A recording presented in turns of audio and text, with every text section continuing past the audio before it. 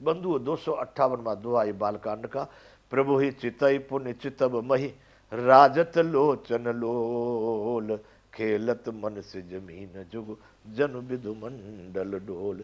श्री रामचंद्र जी को देख करके फिर पृथ्वी की ओर देखती है, रामचंद्र जी को देख लेती है, फिर पृथ्वी की ओर देखती हुई सीता जी के चंचल नेत्र इस प्रकार शोभित हो रहे, मानो चंद्रमंडल रूपी डोल में कामदेव की दो मछलियां खेल रही हो।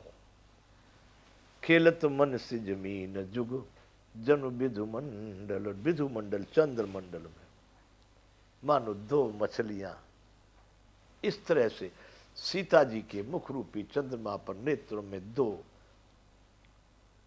मछलियां वो जल में खेल रही हो, ऐसी स्थिति। राजत लोचन लोल, चंचल नेत्रों में, इस प्रकार से उसमें जल भरा हुआ है नेत्रों में।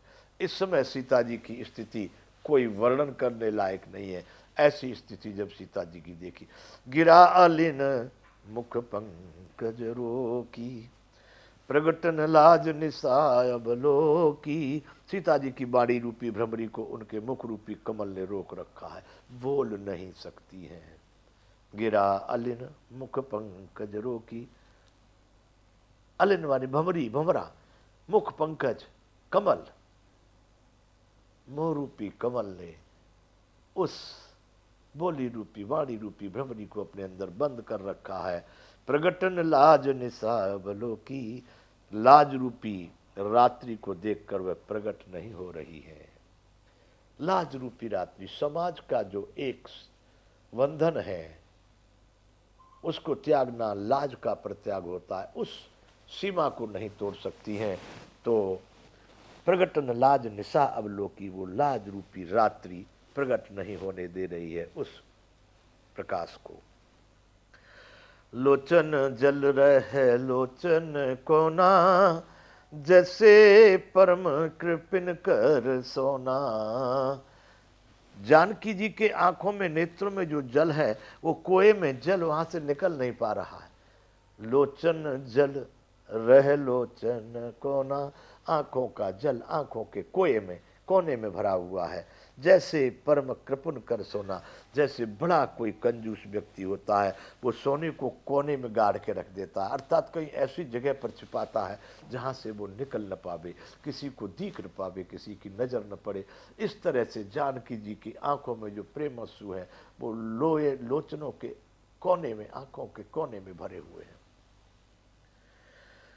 सकुची व्याकुलता बढ़ जानी, बड़ी व्याकुलता देख जब उनको ध्यान आया करे यहाँ सब पूरा राज समाज सब गुरुदेव माता पिता सखी सहेली सब बैठी, वो उस समय उस ध्यान में खोई हुई थी। एक एक लव निमेष उनको 100 युग के बाद वो वहां थी ही नहीं। जैसे उनको ध्यान आता है, धर धीरज प्रतीति और आनी, अपनी बड़ी हुई व्याकुलता को जानकर सीता जी सकुचा गई और धीरे धर करके हृदय में फिर विश्वास ले आई कि प्रभु जब परमात्मा सबके लिए है तो मेरे लिए भी तो होगा ही होगा। और उन्होंने विश्वास किया कि राम जी ही धनुष को तोड़ेंगे। धैर्य धीरज प्रतीत उड़ानी, धैर्य को धारण करके अपने मन में विश्वास किया। तन मन बचन मोर पनु साचा, रघुपति पद सरोज चितराचा।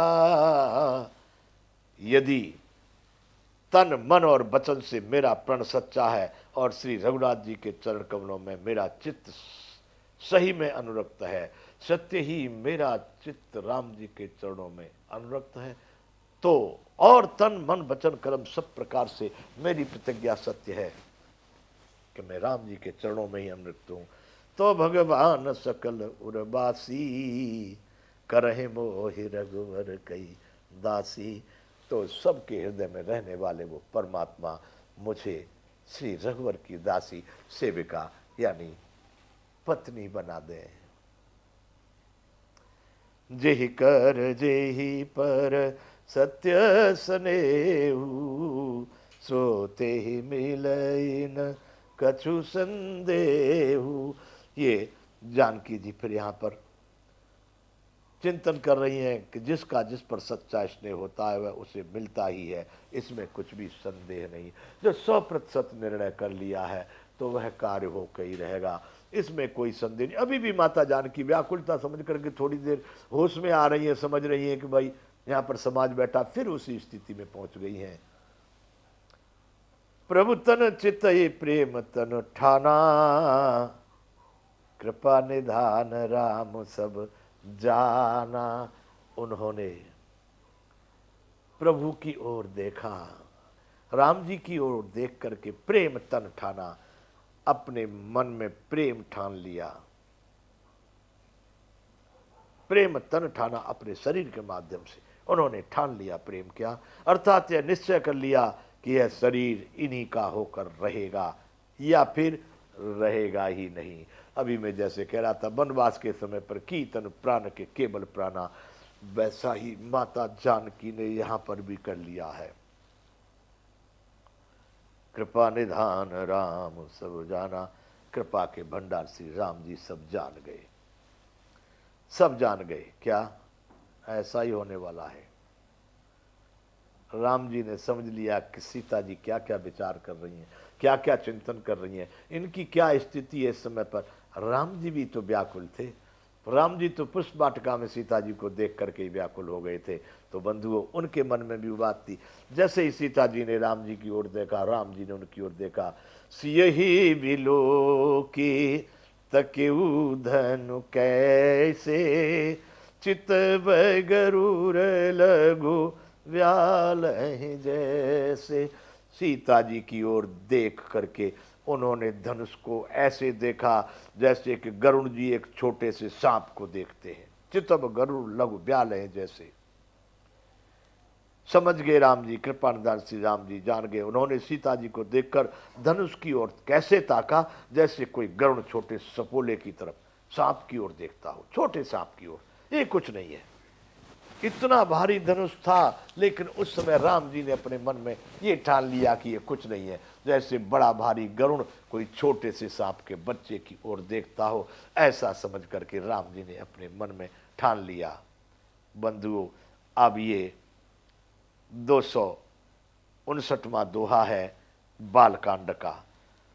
लखेऊ लखन लखेऊ रघुवंश मन ताकेऊ हरि को दंड, पुलक गात बोले वचन चरण चाप ब्रह्मांड। लक्ष्मण जी बराबर स्थिति पर ध्यान रखे हुए थे, क्या होने वाला सबकी तो, लेकिन लक्ष्मण जी परम ऐसे सेवक संसार में नहीं होते, बिल्कुल जाग, एक क्षण मात्र भी राम जी से अलग नहीं, हर प्रतिक्रिया पर उनका क्रिया पर ध्यान था। जैसे राम जी ने धनुष को देखा, लक्ष्मण जी समझ गए, राम जी ने अब धनुष को देखा, भाई उठाएंगे तोड़ेंगे, पुलक गात बोले बचन चरण चाप ब्रह्मांड। शेष नाग हैं, सारे ब्रह्मांड का अपने माथे पर भार रखे हुए हैं, वे शरीर से पुलकित हो गए, ब्रह्मांड को चरणों से दबाकर अपने मन में ये वचन बोलने लगे, जो आगे दाब लिया पृथ्वी को अपने पैरों से दबा के। दिस कुंजर वो कमठ अहिकोला, धरव धरन धीर न डोला। हे दिग्गजो, हे कच्छप, हे शेष, हे वाराह, धीरज धरकर पृथ्वी को थामे रहो, जिसमें यह हिलने न पावे। धरहो धरने, धरे धीर न डोला, डोलनी नहीं चाहिए, धैर्य धारण करो, सबके सब पृथ्वी को चारों तरफ से सब जो जहां पर जिस प्रकार से नियंत्रित कर सकते हो करो। राम चाहे शंकर धनु तोरा, हो सजग सुने आय सुमोरा। समझ लो बंधुओं, इनको कह रहे हैं कमट अहिकोला, मतलब कच्छप, शेष, वाराह। कह रहे हैं श्री रामचंद्र जी शिव जी के धनुष को तोड़ना चाहते, मेरी आज्ञा सुन करके सब सावधान हो जाओ, तोड़ने ही वाले, अभी आगे वाले क्षणों में धनुष टूटने वाला है, भूल मत करना, पृथ्वी हिलनी नहीं चाहिए, डगमगानी नहीं चाहिए, थाम लो।